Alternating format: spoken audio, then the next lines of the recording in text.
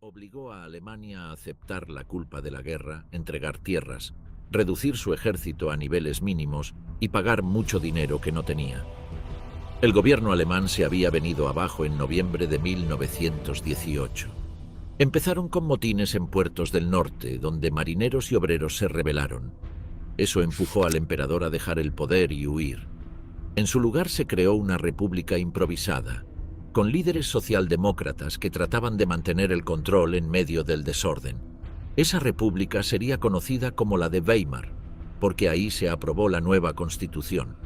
Desde el primer día, esa república tuvo enemigos por todos lados. Militares, monárquicos y políticos de derecha nunca aceptaron su existencia.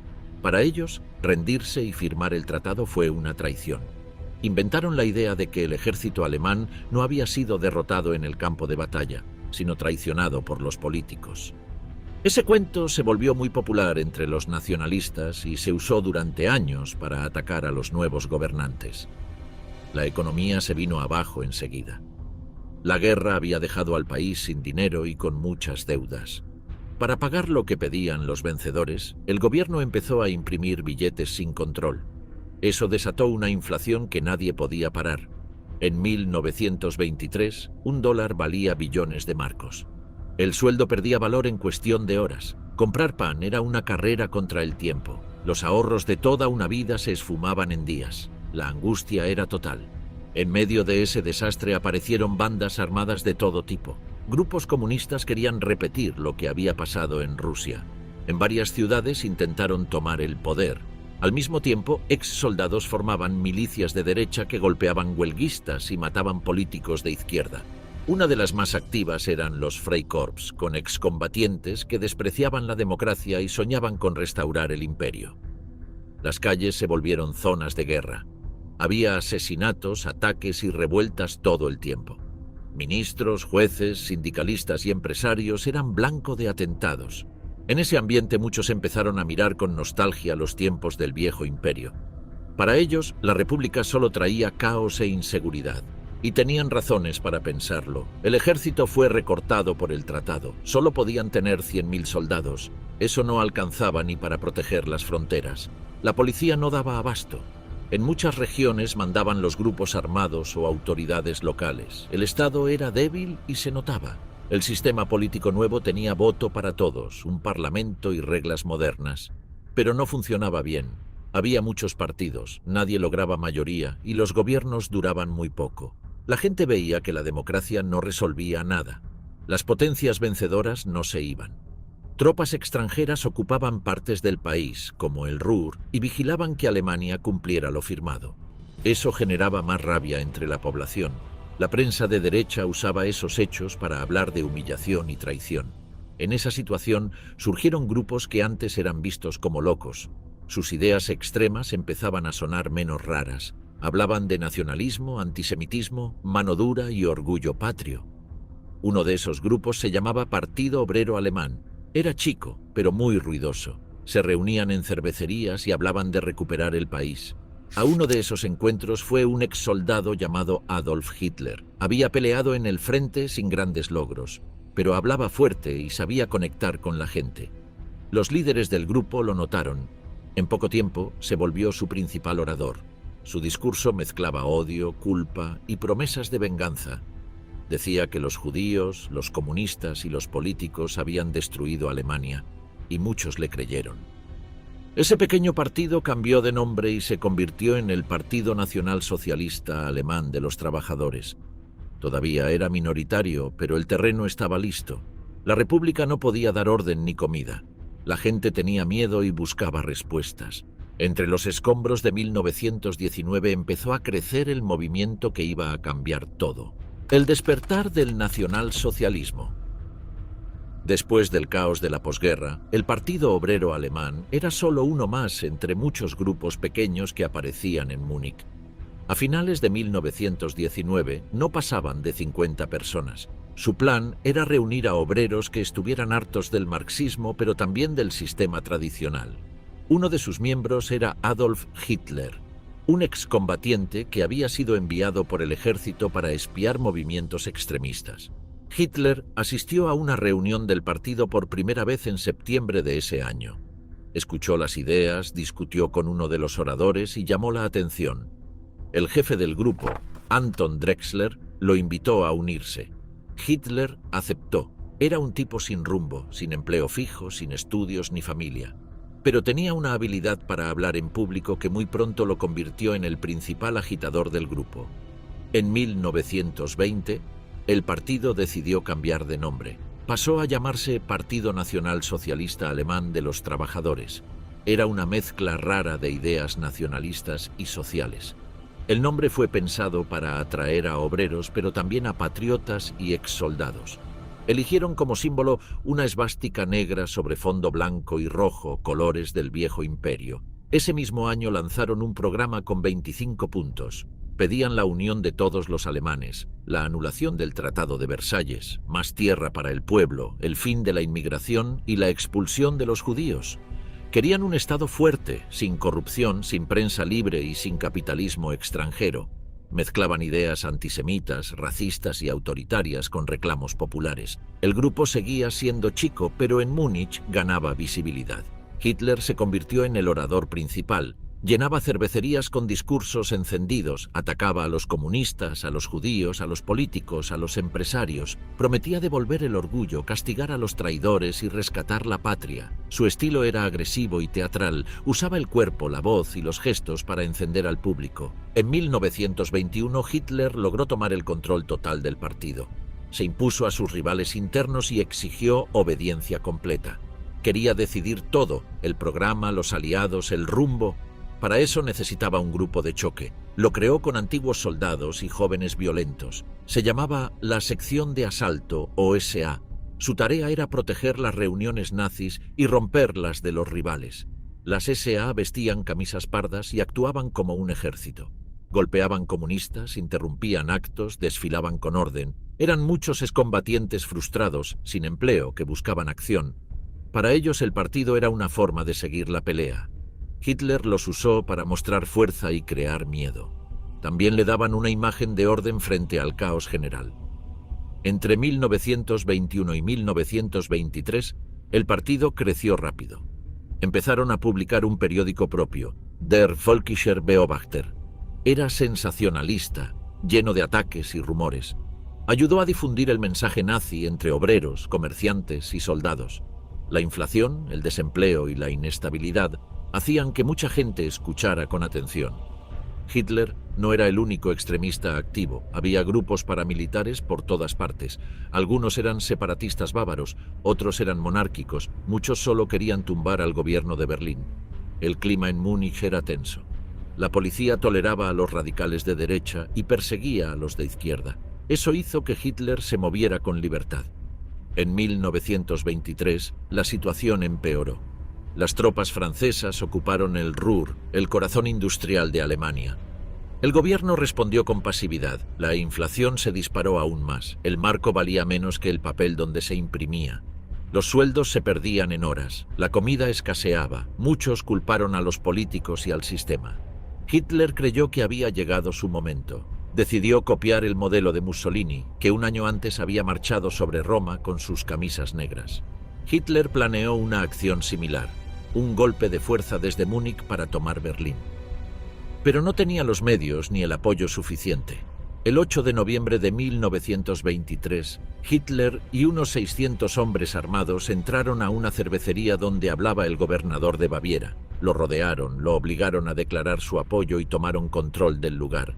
Fue el inicio del Putsch de Múnich. Al día siguiente, marcharon por las calles con la idea de tomar el poder, pero la policía les cerró el paso.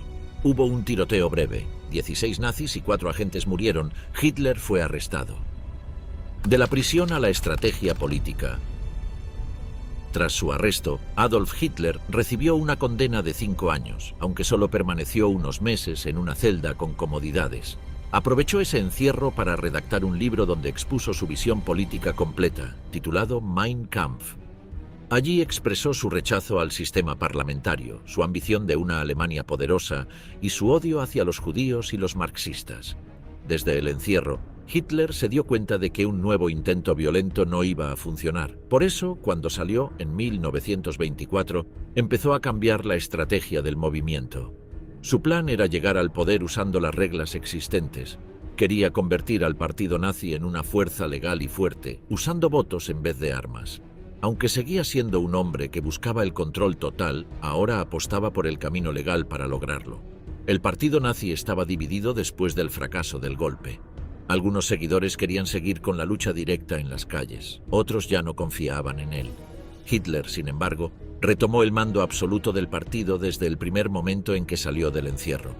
Para asegurarse de que nadie desafiara su poder, creó reglas claras dentro del partido. Ningún miembro podía criticar sus órdenes, y él era el único que decidía qué camino seguir. En 1925, el partido nazi fue reorganizado por completo.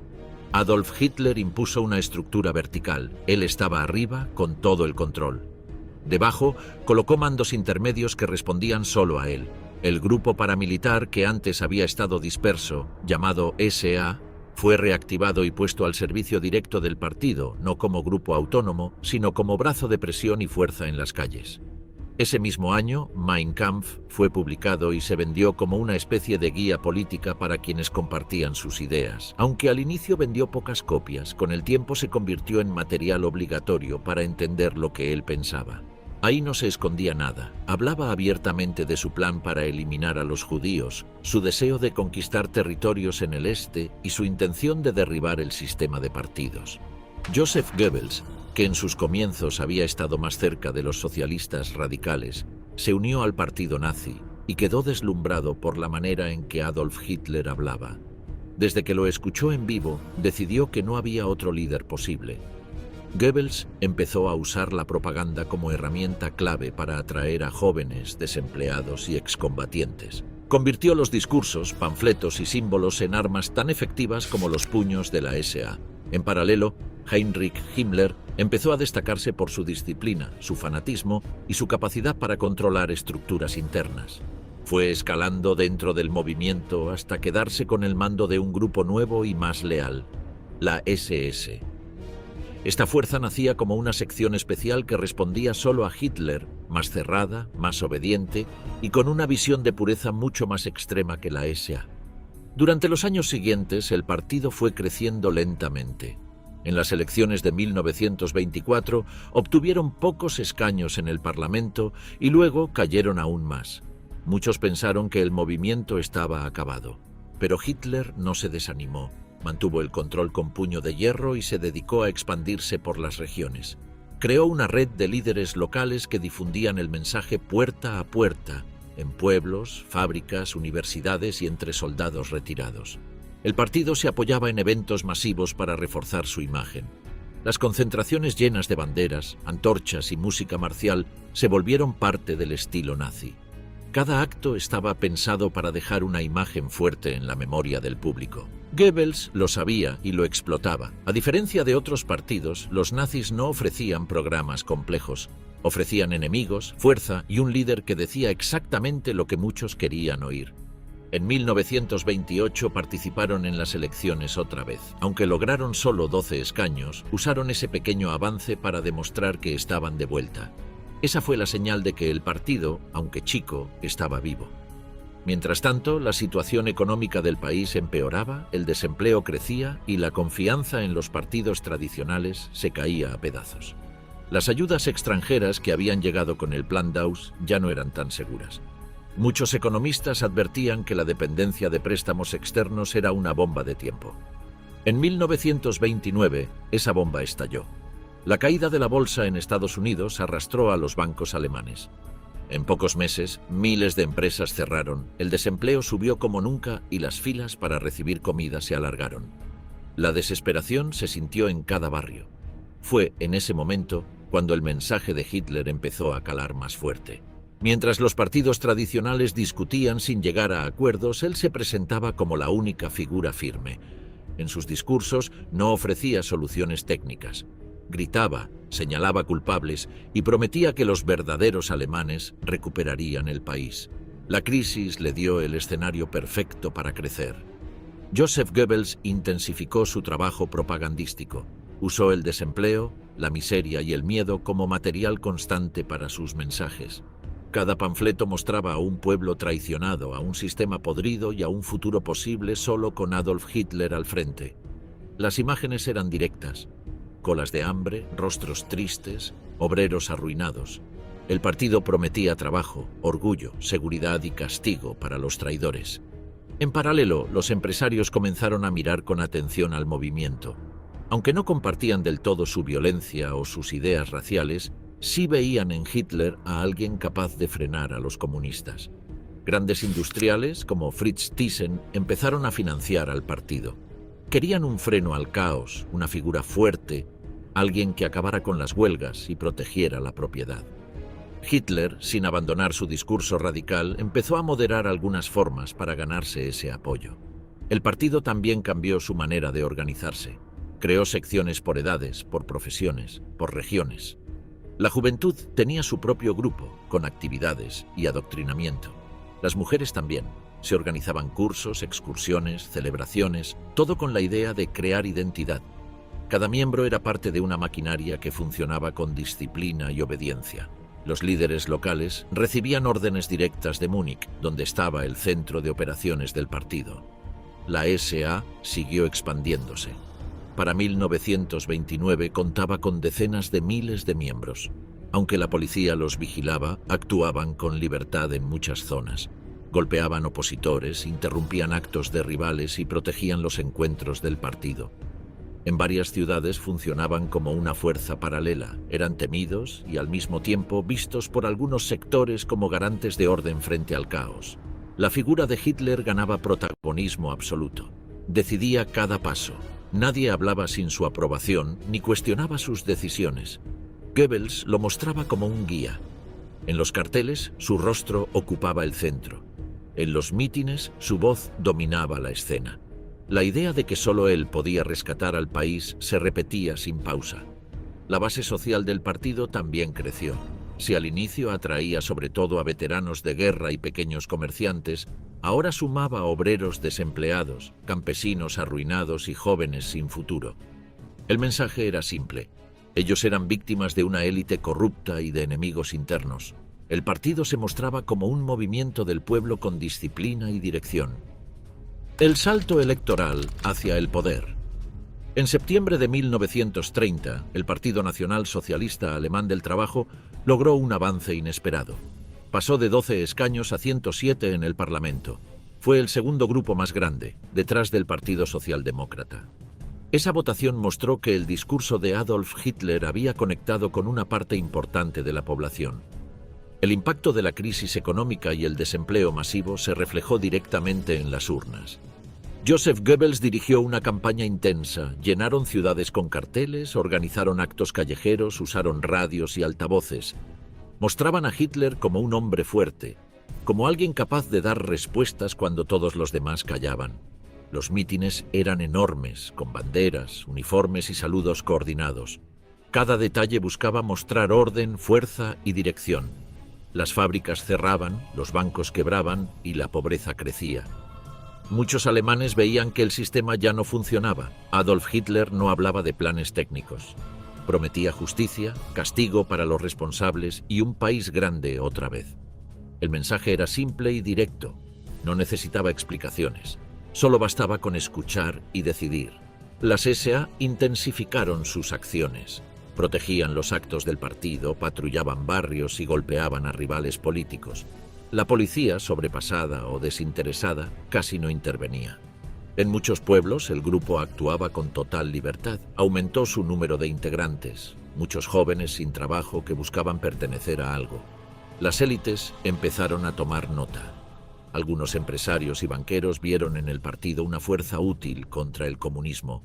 El propio Fritz Thyssen se acercó más. Se abrieron líneas de dinero, encuentros privados, acuerdos discretos. A Hitler le bastaba con que no lo frenaran. Ganar influencia era el siguiente paso. Paul von Hindenburg, el presidente, no simpatizaba con Hitler. Lo veía como un agitador, un oportunista sin formación, pero también entendía que el país se desmoronaba. Las elecciones demostraron que los partidos tradicionales ya no podían sostener un gobierno estable. Desde entonces se empezó a gobernar por decreto. Heinrich Brüning, el canciller en ese momento, trató de contener la crisis recortando gastos y subiendo impuestos. Sus decisiones hicieron que la recesión se sintiera con más fuerza. El descontento aumentó. Su apoyo político se redujo y sus medidas no generaban resultados visibles. Hitler aprovechó ese desgaste. Durante 1931, el Partido Nacional Socialista extendió su red territorial. Aumentaron las sedes locales, los centros juveniles y los grupos femeninos. Las campañas de afiliación eran diarias. En los pueblos los mensajes llegaban por radio o por voceros del partido. En las ciudades los desfiles eran comunes. Goebbels se encargó de los contenidos. Redactaba boletines, dirigía la prensa partidaria y hablaba en eventos masivos. Mostraba a Hitler como un hombre de destino, un elegido que traería estabilidad. Al mismo tiempo señalaba culpables: marxistas, judíos, extranjeros, traidores. El lenguaje era agresivo, directo, sin matices.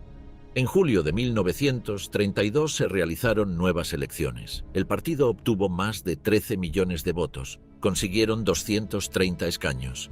Ahora eran la fuerza más grande del Parlamento. Ese resultado confirmó que ya no eran una minoría marginal. Adolf Hitler exigió el cargo de canciller, quería el poder completo. El presidente Hindenburg se negó. Nombró a Franz von Papen como nuevo canciller. Este no tenía partido propio.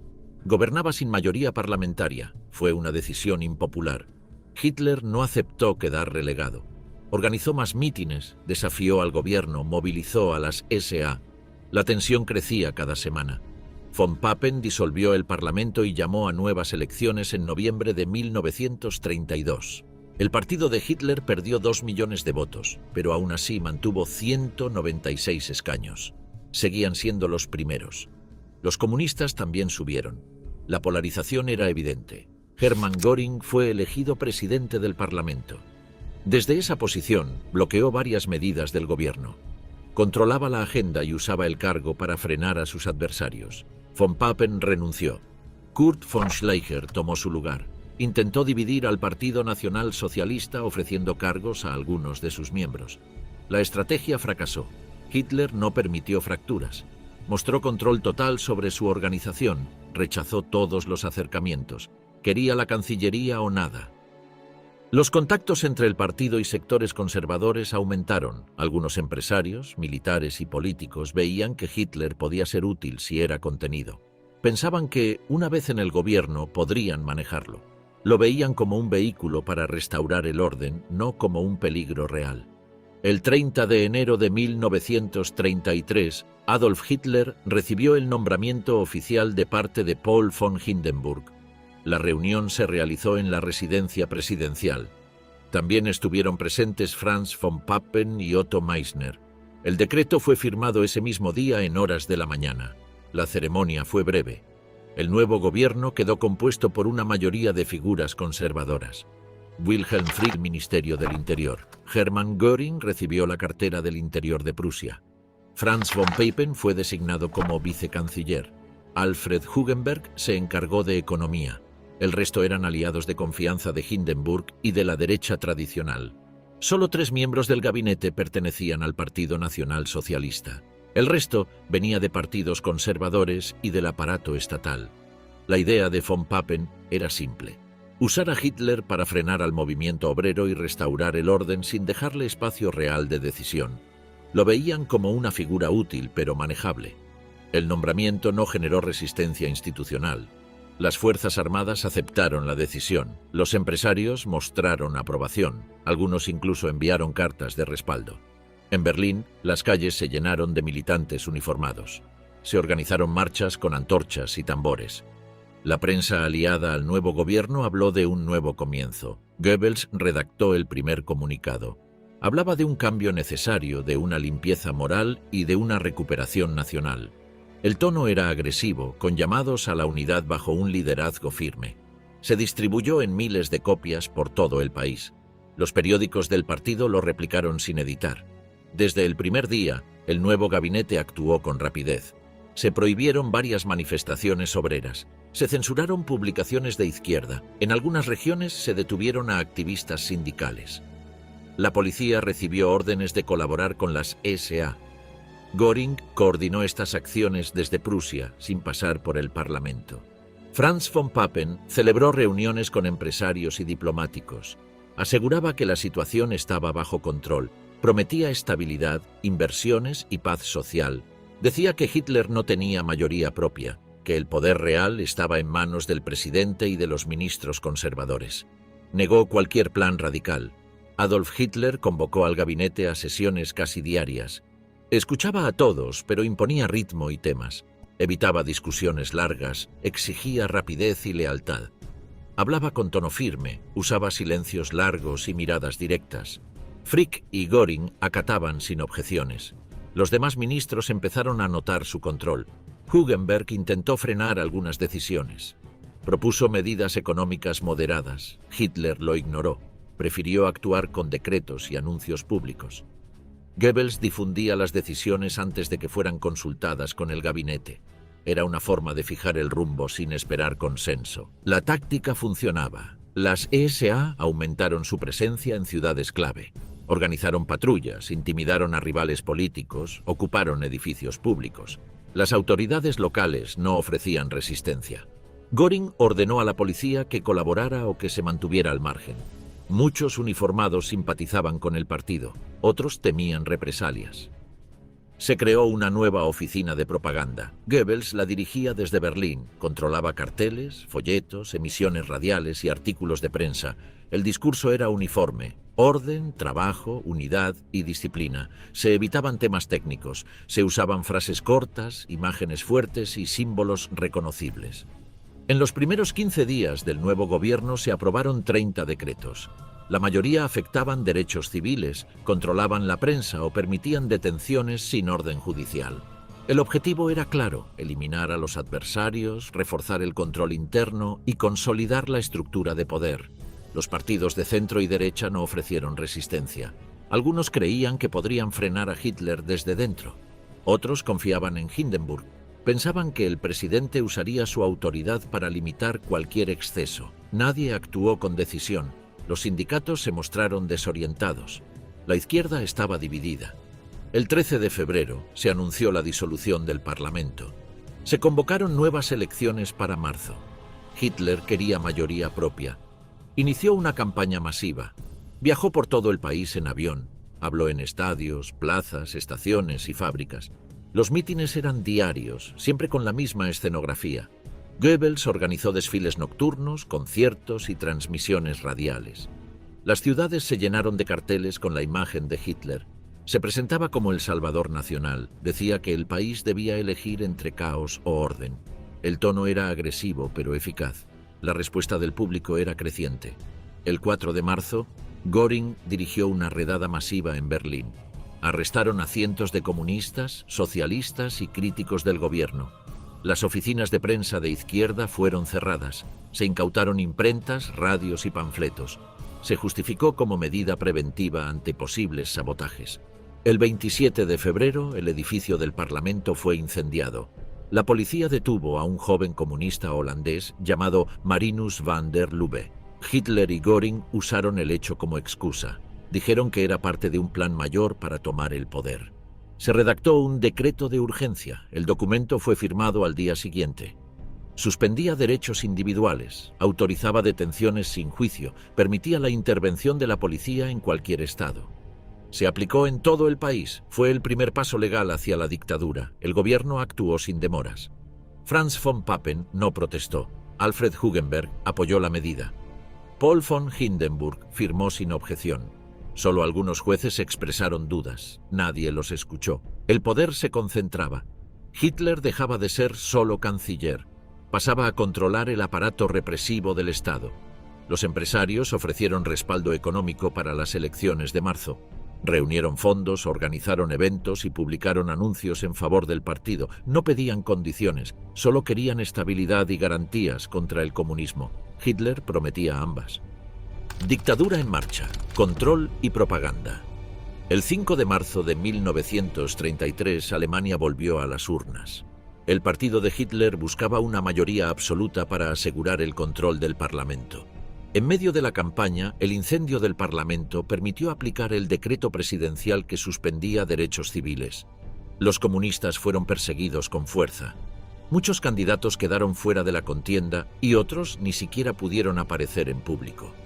El día de la votación, las calles estaban llenas de banderas, uniformes y vigilancia armada.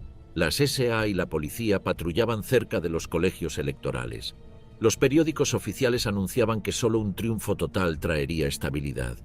Los militantes del partido trabajaban en turnos, llevaban boletas en la mano, presionaban a votantes y llenaban urnas. El resultado no fue el esperado. El partido de Hitler obtuvo 43% de los votos. Fue su mejor marca hasta el momento, pero no alcanzaba el control del Parlamento. Aún así, con el respaldo de los nacionalistas de Alfred Hugenberg, lograron sumar una mayoría simple. Los comunistas fueron excluidos por decreto. Eso alteró la proporción de bancas. El régimen empezó a mover piezas. El 21 de marzo se organizó una ceremonia en Potsdam. Fue en la iglesia de los reyes prusianos. Paul von Hindenburg apareció con uniforme de gala. Hitler llegó de traje oscuro, se inclinó ante el presidente. La imagen fue publicada en miles de portadas. El acto sirvió para mostrar unidad entre el viejo poder y el nuevo.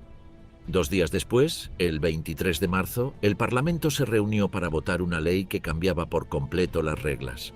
La llamada ley habilitante permitía al gabinete dictar normas con fuerza de ley sin pasar por el legislativo. Necesitaban 2/3 para aprobarla. Los socialdemócratas votaron en contra, pero el resto apoyó.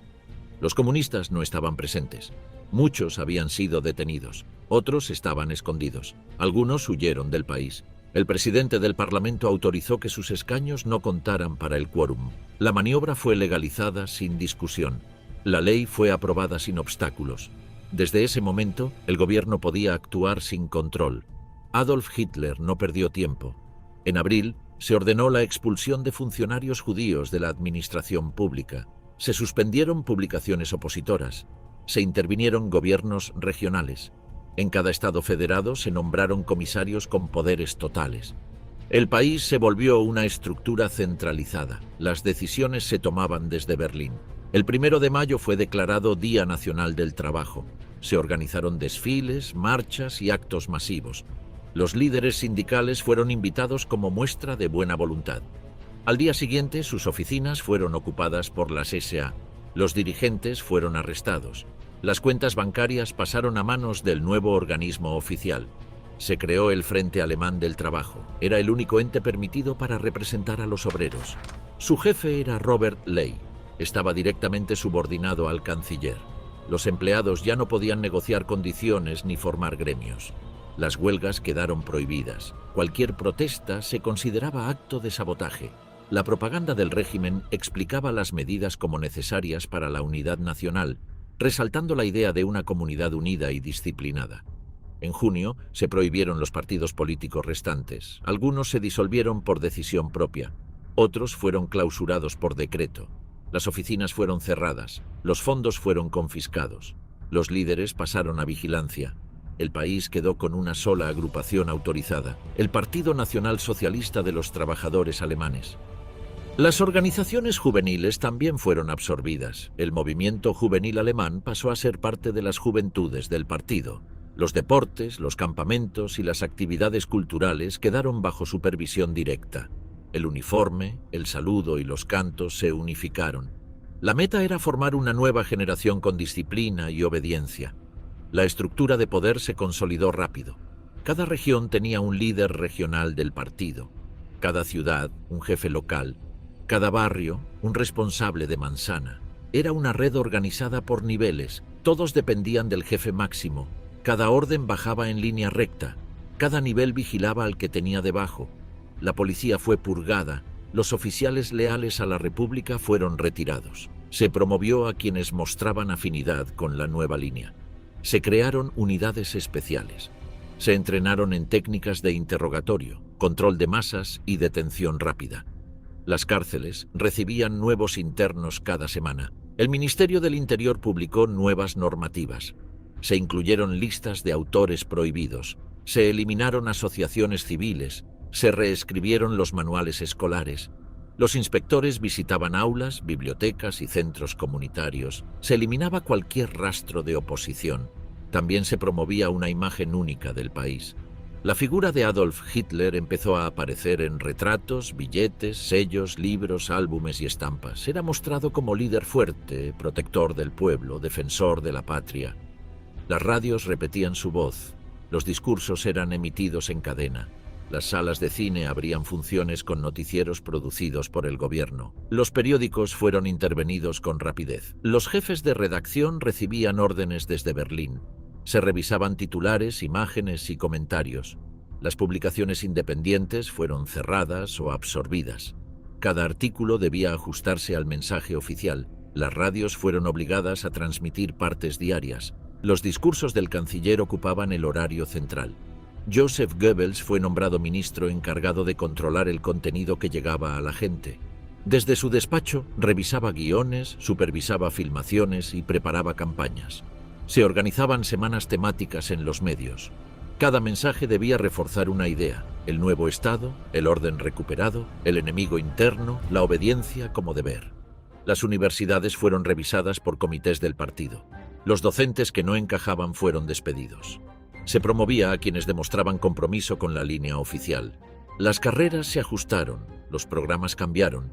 La historia se enseñaba desde una sola versión. Los alumnos usaban textos revisados por la oficina central. El sistema judicial fue reconfigurado. Se nombraron jueces leales, se eliminaron normas que estorbaban los decretos, se introdujeron tribunales especiales para tratar casos de traición, sabotaje y propaganda enemiga. Las audiencias eran rápidas, las sentencias se dictaban en el momento.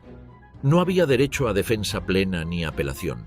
La policía política se expandió.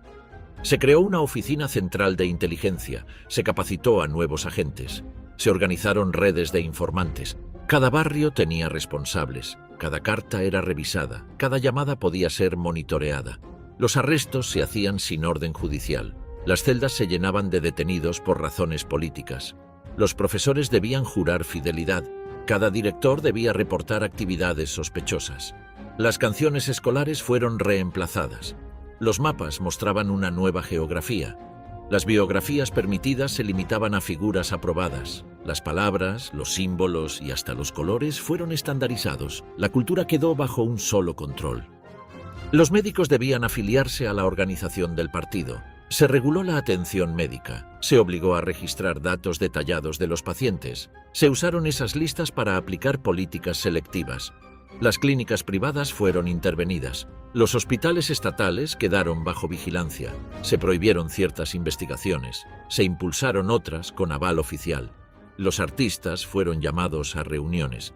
Se les explicó que toda obra debía servir al pueblo. Las exposiciones eran supervisadas. Las galerías privadas recibían visitas inesperadas. Se retiraban piezas que no cumplían. Se organizaban muestras itinerantes para promover el nuevo estilo.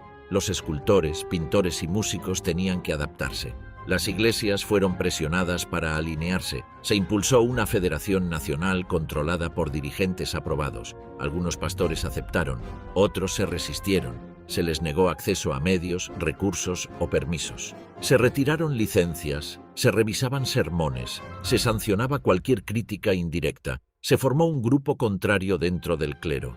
Los registros civiles se reorganizaron. Se exigía declarar origen étnico. Se crearon nuevas categorías en los documentos. Los matrimonios eran evaluados por comités locales. Se otorgaban certificados solo a quienes cumplían ciertos criterios.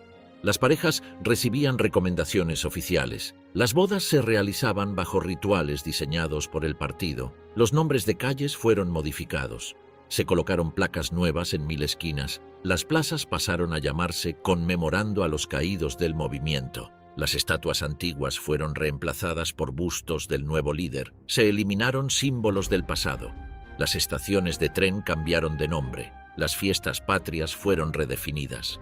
Se eliminaron fechas asociadas con la república anterior. Se incorporaron nuevas celebraciones. Cada aniversario del partido se festejaba con desfiles, cánticos, juramentos colectivos y actos escolares. Se distribuían panfletos con instrucciones. Las familias debían decorar sus casas con banderas. Los empleados públicos recibían cursos obligatorios. Se evaluaba su comportamiento, se revisaban antecedentes familiares. Se pedía participación en actos partidarios, se vigilaba asistencia a reuniones, cualquier desvío era anotado, se formaron expedientes, los ascensos dependían de la lealtad, los despidos eran inmediatos en caso de duda, las fábricas pasaron a formar parte del Sistema Nacional del Trabajo, los propietarios firmaban convenios, se aplicaban normas comunes, se obligaba a colgar retratos en los salones, las instrucciones llegaban desde el Ministerio del Trabajo, se pedía donar al Fondo Patriótico. Los empleados eran evaluados por su conducta cívica, los barrios obreros fueron pintados con lemas, se organizaron juegos colectivos, se distribuían folletos puerta a puerta, se instalaban altavoces para transmitir discursos. Las marchas nocturnas eran frecuentes, los jóvenes portaban antorchas, se les daba formación física, ideológica y paramilitar. Cada semana tenían actividades programadas. Los tribunales actuaban con base en simples denuncias. Una charla casual o una frase interpretada como crítica bastaba para terminar en prisión. La gente aprendió a callar, a sentir y repetir. El miedo se volvió parte del día a día. Las visitas eran escasas, las cartas evitaban temas sensibles y la autocensura se convirtió en norma. Para finales de julio de 1933, el país estaba bajo un mando único, con una voz y un discurso centralizados. Partidos, sindicatos, publicaciones independientes y asociaciones sin control oficial desaparecieron. Todo elemento ajeno al proyecto fue suprimido. La purga interna. La noche de los cuchillos largos, Adolf Hitler venía acumulando poder desde hacía más de un año, pero todavía enfrentaba obstáculos internos que podían ponerlo en peligro. Uno de ellos era Ernst Röhm, jefe de las SA, una organización armada que superaba en número al propio ejército alemán. Röhm buscaba que estas tropas fueran el nuevo ejército del país y con eso ganarse un lugar central dentro del poder. Las SA, que en otros tiempos habían sido útiles para intimidar a rivales políticos y mostrar fuerza en las calles, se habían convertido en un problema para Hitler. La cúpula militar no aceptaba que un grupo de milicianos callejeros los reemplazara. Los generales tradicionales desconfiaban del comportamiento de Röhm, de su discurso igualitario y de su insistencia en una segunda revolución. Hitler lo sabía, y esa tensión ya era insostenible. En junio de 1934, Adolf Hitler tomó la decisión de atacar primero. Aprovechó un viaje oficial a Bad Wiese para preparar un operativo fulminante. Himmler y Göring ya estaban al tanto y apoyaban la jugada. La SS y la Gestapo recibieron listas con los nombres de quienes debían ser arrestados o directamente eliminados. La madrugada del 30 de junio, Hitler llegó al hotel donde Röhm se alojaba con otros líderes de las SA. Personalmente entró a la habitación de su antiguo aliado y lo detuvo. La orden era clara, debía ser encerrado y esperar. Poco después, más de 100 personas fueron arrestadas en distintos puntos del país. Algunos fueron fusilados en el acto. En Berlín, la violencia fue directa. Grupos de las SS y agentes de seguridad se encargaron de capturar y ejecutar a quienes estaban marcados. El antiguo canciller Kurt von Schleicher fue abatido en su casa junto a su esposa. Gregor Strasser, uno de los fundadores del partido, también fue eliminado sin juicio. La lista incluía opositores reales y enemigos inventados.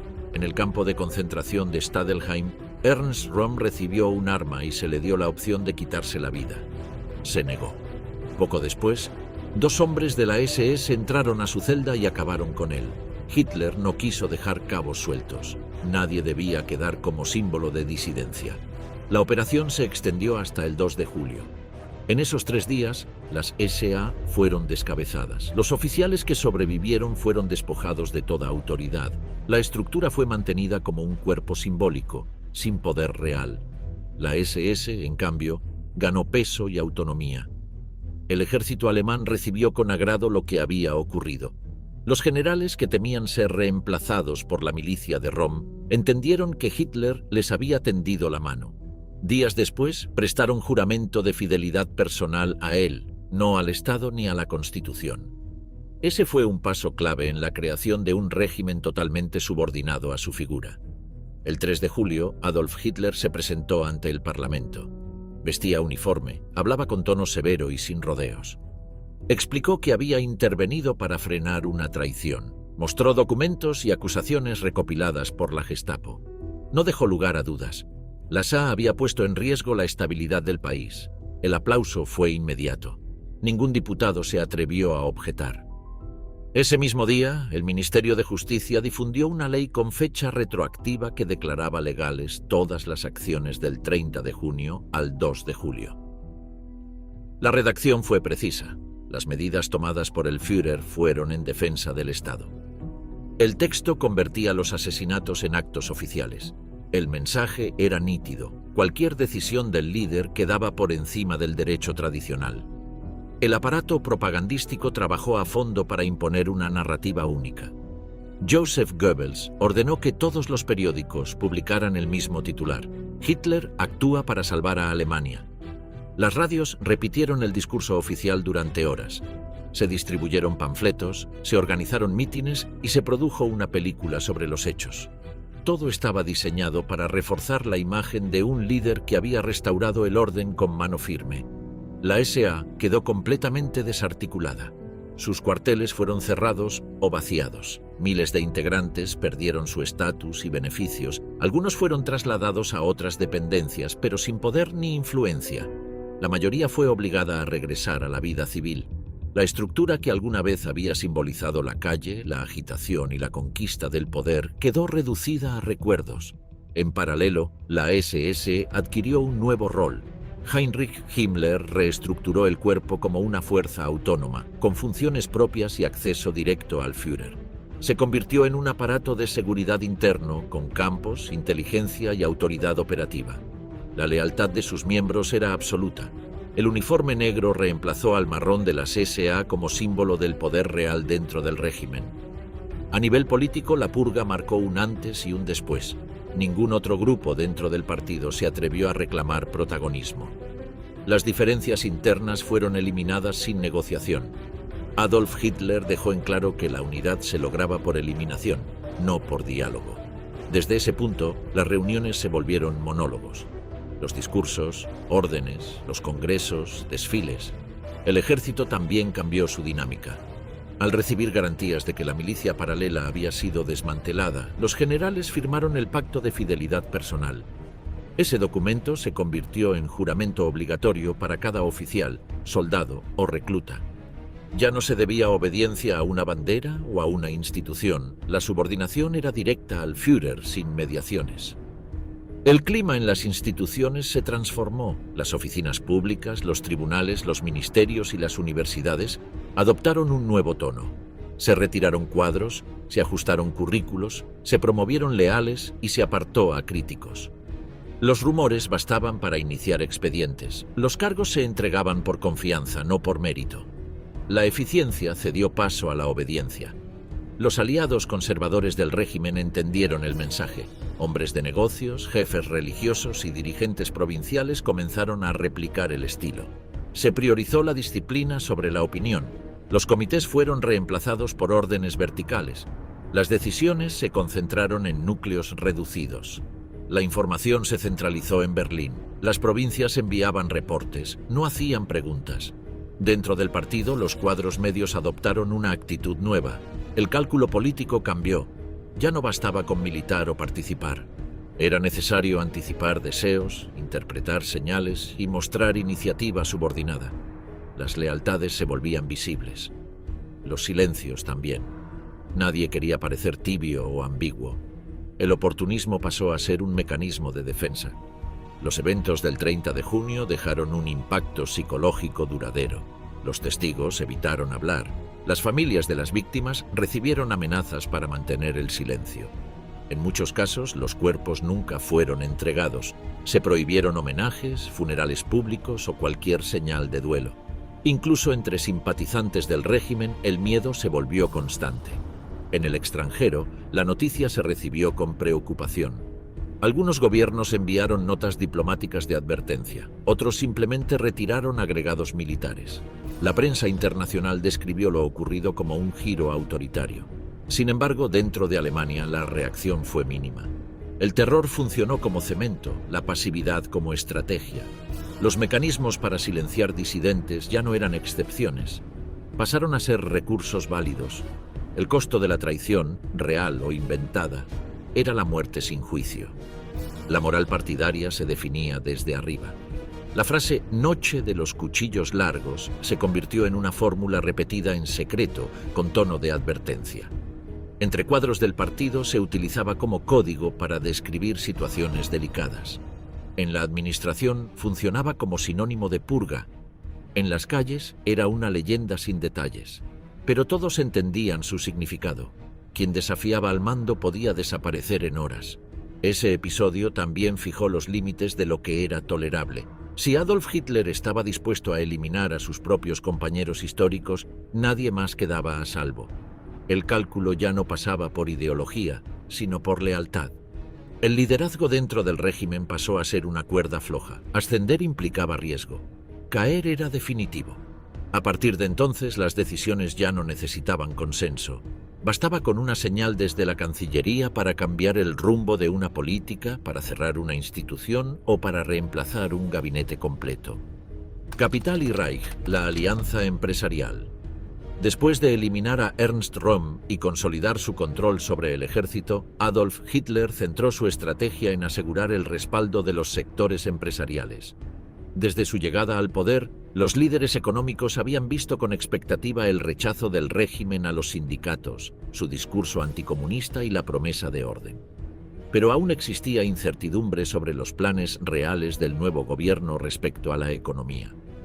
Durante 1934, Hitler comenzó a eliminar esas dudas. Uno de los primeros pasos fue garantizar a los grandes empresarios que sus propiedades, inversiones y márgenes de maniobra quedarían intactos. Las expropiaciones, típicas de otros movimientos radicales, fueron descartadas. Las reuniones con figuras clave de la industria, como Gustav Krupp o Fritz Thyssen, se volvieron frecuentes. El mensaje era directo. El Estado quería cooperación, no intervención. Al mismo tiempo, el Partido Nacional Socialista disolvía por completo a los sindicatos independientes. La vieja estructura obrera fue reemplazada por el Frente Alemán del Trabajo, encabezado por Robert Ley.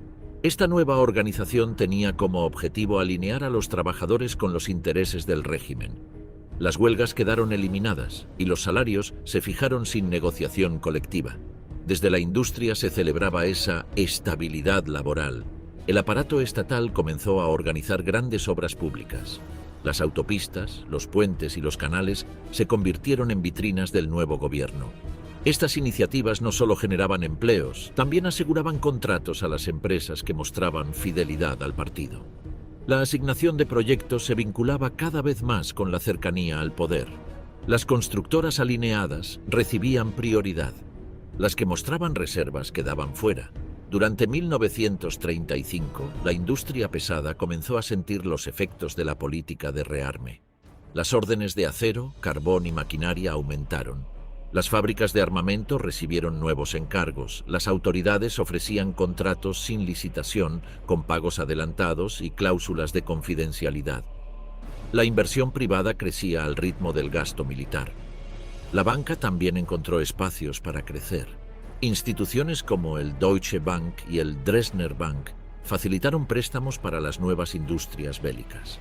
Las operaciones estaban garantizadas por el Estado, que asumía los riesgos a cambio de fidelidad. Los beneficios eran altos y los controles escasos. Mientras tanto, el Ministerio de Economía, bajo Hjalmar Schacht, mantenía una política monetaria flexible y negociaba directamente con las principales cámaras empresariales. Hitler delegaba en sus ministros la gestión económica, pero supervisaba de cerca las relaciones políticas. Mantenía reuniones privadas con empresarios clave y ofrecía garantías de continuidad. A cambio, exigía compromiso con los objetivos del régimen. Ese pacto no era formal, pero sí claro. Apoyo financiero a cambio de protección y expansión. Las contribuciones al partido se multiplicaron y muchas compañías crearon fondos ocultos para financiar actividades del NSDAP. El rearme fue el núcleo de esa alianza. Las industrias vinculadas al sector militar se convirtieron en pilares del nuevo sistema. Las fábricas de aviones, tanques y armas ampliaron su capacidad. La creación de empleo ocultaba el desvío masivo de recursos hacia fines bélicos. El desempleo se reducía, pero las estadísticas eran manipuladas. Se excluían a las mujeres, a los judíos y a los trabajadores forzados del conteo oficial. Durante este periodo, Hitler reforzó el control ideológico dentro del mundo empresarial. Los líderes de cámaras de comercio, gremios y asociaciones sectoriales fueron reemplazados por miembros del partido. Las decisiones ya no respondían solo a criterios económicos, sino también políticos. La obediencia se volvió requisito para recibir contratos, licencias o acceso a divisas. Las exposiciones industriales, organizadas por el régimen, se convirtieron en vitrinas de propaganda. Se presentaban como evidencia del renacer económico alemán, pero detrás había una red de dependencia entre el poder político y los grandes grupos empresariales. Cada proyecto servía a un doble objetivo: modernización y control. La economía fue moldeada según las necesidades del partido, se eliminó toda forma de oposición sindical, se restringió la competencia externa y se favoreció a los aliados. El sistema no permitía márgenes de disenso. Las decisiones se tomaban desde arriba y el margen de maniobra empresarial dependía de la cercanía al partido. En paralelo, la política económica avanzaba hacia el objetivo del rearme total. La oficina del Plan Cuatrienal, impulsada en 1936, definió los sectores clave: acero, caucho, petróleo sintético, aluminio y armamento.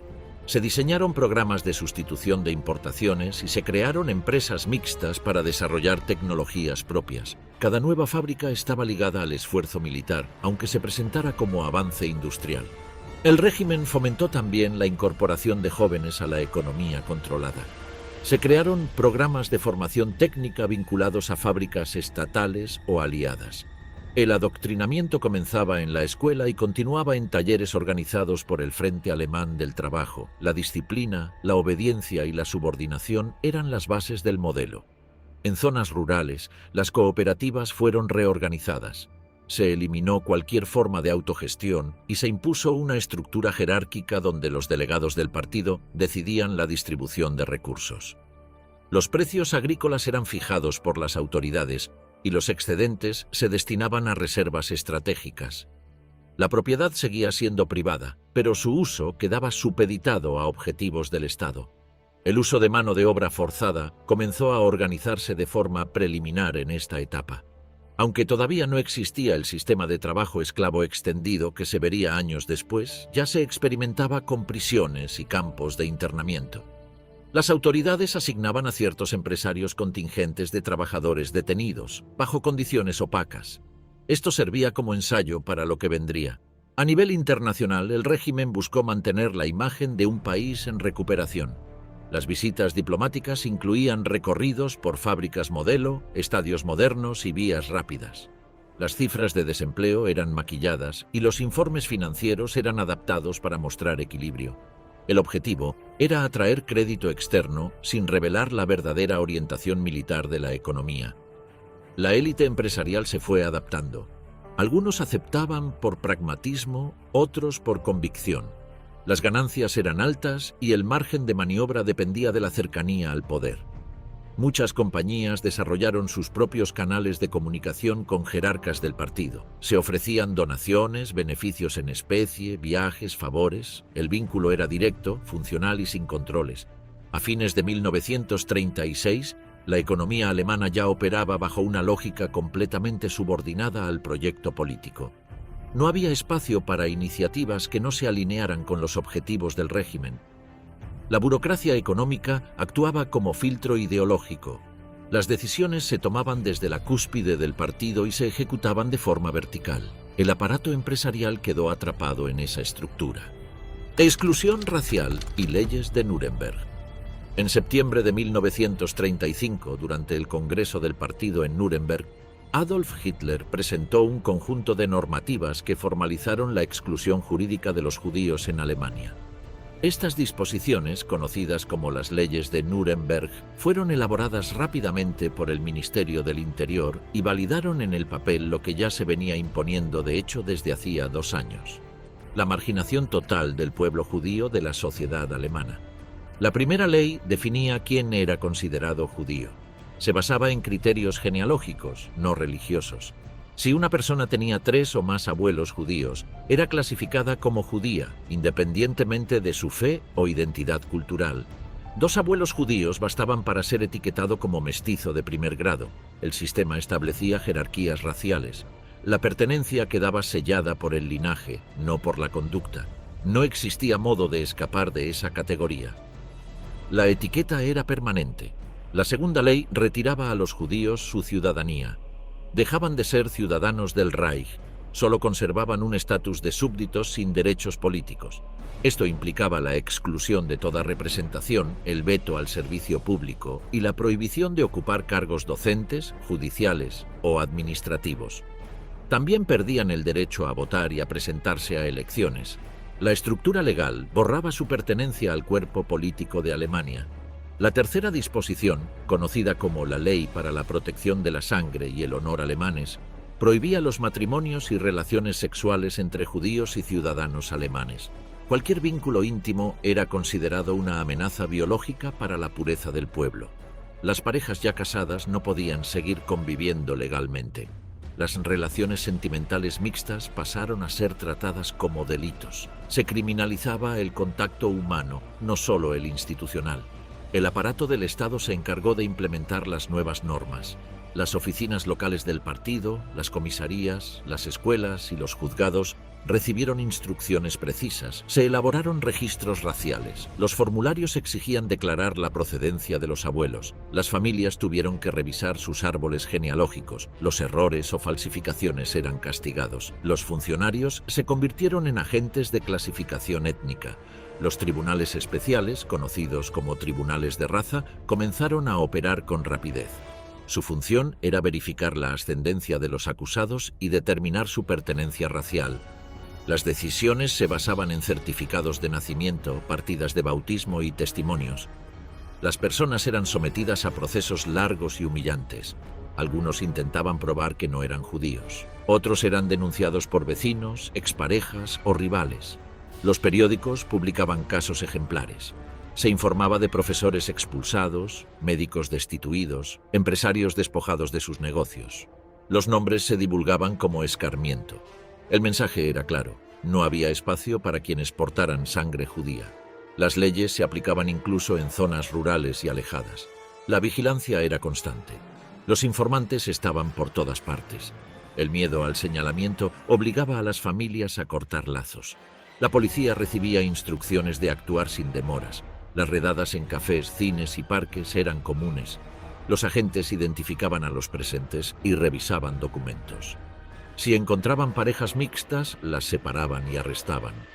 Los hombres eran llevados ante jueces, las mujeres interrogadas.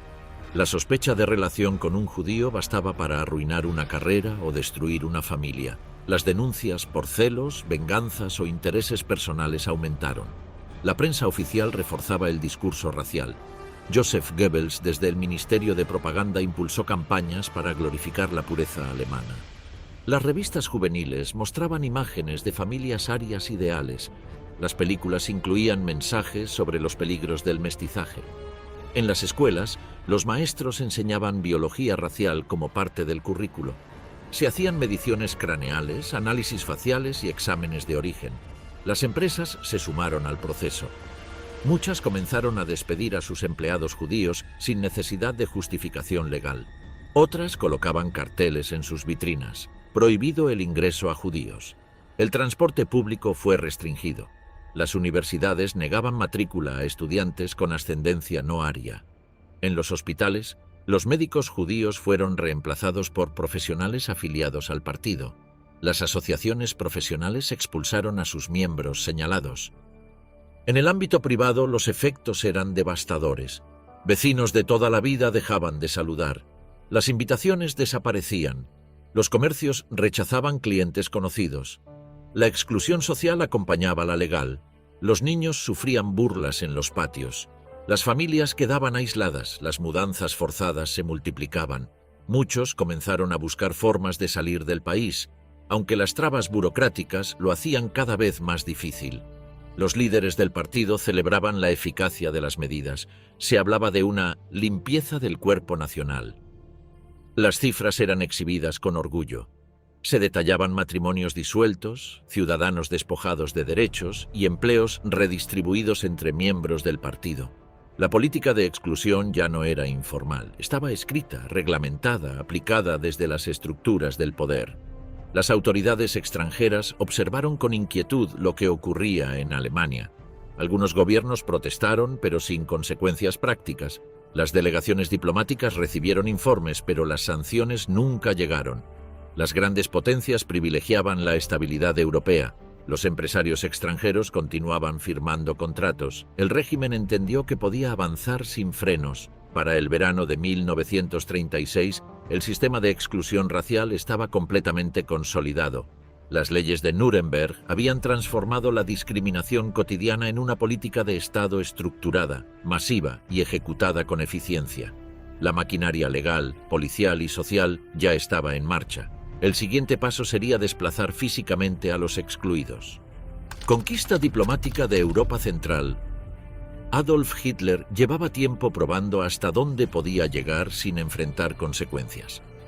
En marzo de 1936, tomó una decisión que desafió directamente al orden establecido tras la Gran Guerra.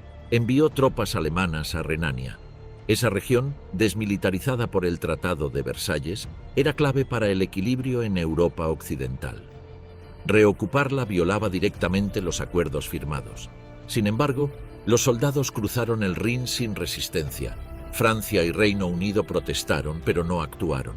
La jugada de Hitler salió intacta. Dentro de Alemania fue recibido como un héroe. Había recuperado soberanía sin derramar sangre. La reocupación de Renania fue más que una maniobra simbólica. Hitler puso a prueba la disposición de las potencias a enfrentarlo militarmente. Cuando vio que no estaban dispuestas a intervenir, entendió que tenía margen para avanzar. A partir de ahí, aceleró sus planes. Su siguiente objetivo era Austria. Desde hacía años, grupos nacionalistas austríacos simpatizantes del nazismo pedían una unión con Alemania. Hitler, nacido en Austria, compartía ese deseo. En febrero de 1938, presionó al canciller austríaco Kurt Schuschnigg para permitir más participación de los nazis en el gobierno local. Schuschnigg aceptó a regañadientes, pero al mismo tiempo anunció un referéndum para que el pueblo decidiera si quería mantener la independencia. Hitler no esperó ese resultado. El 11 de marzo ordenó el despliegue de tropas hacia Austria. Al día siguiente, los soldados alemanes cruzaron la frontera sin disparos. Fueron recibidos por multitudes que agitaban banderas y saludaban con entusiasmo. Al llegar a Viena, Hitler proclamó oficialmente el Anschluss, la incorporación total de Austria al Tercer Reich. Los líderes aliados volvieron a condenar la medida, pero otra vez no hicieron nada. La anexión de Austria tuvo consecuencias inmediatas. Miles de opositores fueron arrestados. Judíos austríacos comenzaron a ser perseguidos.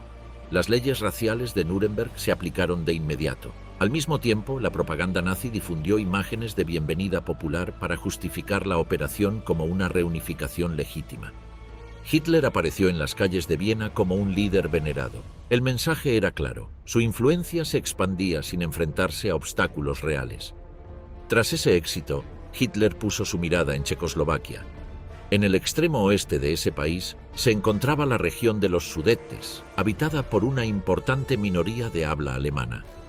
El régimen nazi argumentó que esa población era discriminada y exigió su incorporación al Reich. A lo largo de 1938, intensificó la presión diplomática. Mientras tanto, grupos pronazis dentro de los Sudetes agitaban el clima político. El gobierno checoslovaco se negó a ceder. Contaba con el respaldo militar de Francia y tenía acuerdos con la Unión Soviética. Sin embargo, ni París ni Londres querían otro conflicto.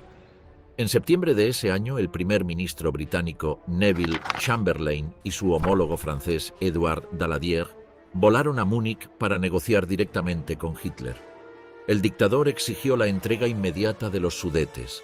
En la madrugada del 30 de septiembre, las potencias firmaron un acuerdo que permitió a Alemania anexionar esa región sin resistencia. Checoslovaquia, que no fue invitada a la reunión, se vio obligada a aceptar. Al regresar a Londres, Chamberlain anunció que había asegurado la paz. En Berlín, Hitler lo consideró una victoria total. La anexión de los Sudetes reforzó la percepción de que el Tercer Reich podía expandirse sin disparar. Hitler había logrado modificar fronteras mediante presión, amenazas y diplomacia agresiva. Cada avance debilitaba a sus vecinos y fortalecía su imagen en casa. El ejército, los empresarios y la población celebraban el crecimiento del país sin las pérdidas que implicaba una guerra abierta. Con los Sudetes en manos alemanas, la industria checa, sus líneas defensivas y buena parte de su producción armamentística quedaron bajo control nazi. Hitler no necesitó una invasión completa para obtener una ventaja estratégica. Al año siguiente, Checoslovaquia sería desmembrada por completo. En 3 años, el Tercer Reich había logrado expandirse territorialmente sin necesidad de combates. La comunidad internacional había cedido cada vez que Hitler subía la apuesta. Las lecciones de Renania, Austria y los Sudetes demostraron que, mientras las potencias dudaban, él avanzaba.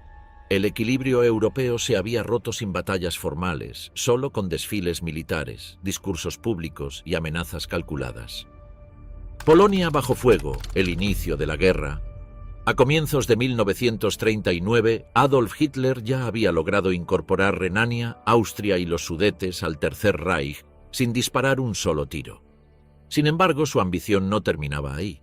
Tenía en la mira a Polonia, un país que había recuperado su independencia después de la Primera Guerra Mundial y que contaba con acceso al mar gracias al llamado Corredor Polaco, una franja que separaba Prusia Oriental del resto de Alemania. El régimen nazi había iniciado una intensa campaña mediática para presentar a Polonia como una amenaza.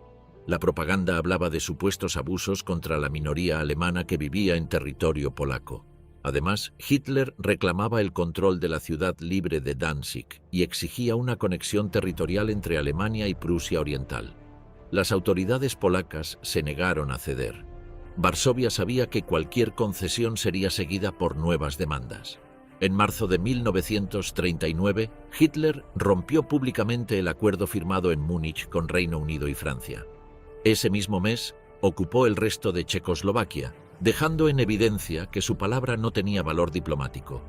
Ante ese avance, Londres y París anunciaron que garantizarían la independencia de Polonia. El mensaje fue directo: si Alemania atacaba, habría guerra. Hitler no se detuvo. En agosto, sus diplomáticos negociaron en secreto con la Unión Soviética. El 23 de ese mes se firmó el pacto Ribbentrop-Molotov. Oficialmente, era un acuerdo de no agresión. En la práctica incluía cláusulas secretas para repartirse Europa del Este. Alemania obtendría el oeste de Polonia, mientras que la URSS tomaría el este y los países bálticos. Con ese pacto asegurado, Hitler tuvo vía libre para lanzar su ofensiva. En la madrugada del 1 de septiembre de 1939, tropas alemanas cruzaron la frontera polaca.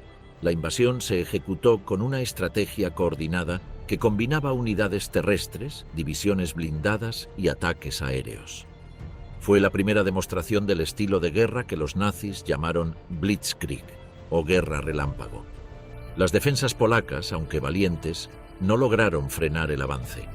La Luftwaffe bombardeó rutas, estaciones de tren y ciudades. Varsovia fue atacada desde el aire desde los primeros días. La maquinaria alemana avanzaba con rapidez, cortando líneas de comunicación y sembrando el caos. Las imágenes de columnas de tanques atravesando pueblos polacos marcaron un nuevo tipo de conflicto, rápido, brutal y sin tregua. El 3 de septiembre, Reino Unido y Francia cumplieron su promesa. Declararon la guerra a Alemania. Sin embargo, durante semanas no realizaron operaciones ofensivas reales. Fue el inicio de lo que luego se conoció como la Guerra Falsa. Mientras tanto, Polonia luchaba sola. El 17 de septiembre, aprovechando la situación, la Unión Soviética invadió por el este. El país quedó atrapado entre dos potencias que habían pactado su destrucción. En menos de un mes, el Estado polaco dejó de existir como entidad soberana. Varsovia cayó el 28 de septiembre. Las autoridades fueron arrestadas, deportadas o eliminadas. Las zonas ocupadas por Alemania quedaron bajo administración militar, mientras que la región oriental quedó en manos soviéticas. Millones de civiles quedaron atrapados en medio del conflicto. Las ejecuciones, los campos de internamiento y las deportaciones comenzaron de inmediato. El ataque a Polonia marcó el punto de quiebre definitivo. La Segunda Guerra Mundial ya era una realidad. La estrategia de Hitler, basada en tomar territorio sin oposición directa, había terminado. Desde ese momento tendría que enfrentar a enemigos armados y decididos. Aún así, confiaba en que su superioridad militar le daría ventaja. El régimen nazi apostaba a una guerra corta, fulminante y victoriosa. La invasión de Polonia también reveló la naturaleza del proyecto nazi. No se trataba solo de redibujar fronteras. Las autoridades alemanas iniciaron de inmediato un proceso sistemático de eliminación de líderes políticos, intelectuales, maestros, curas y cualquier figura que pudiera representar una identidad nacional polaca. Fue el inicio de una política de ocupación brutal y de reconfiguración étnica que se extendería en todos los territorios conquistados. La operación terminó consolidando el dominio de Adolf Hitler sobre el aparato militar y político del Reich. La Wehrmacht demostró su eficacia y la Gestapo amplió su red en los territorios ocupados. Las SS comenzaron a implementar sus métodos de control y represión a gran escala. En pocos días, la lógica del terror se impuso como forma de gobierno en el este. Para millones de europeos, ese 1 de septiembre fue el inicio de una nueva etapa de violencia, ocupación y muerte. Lo que comenzó como una operación para recuperar una ciudad portuaria se transformó en una guerra global que cambiaría para siempre el destino del continente.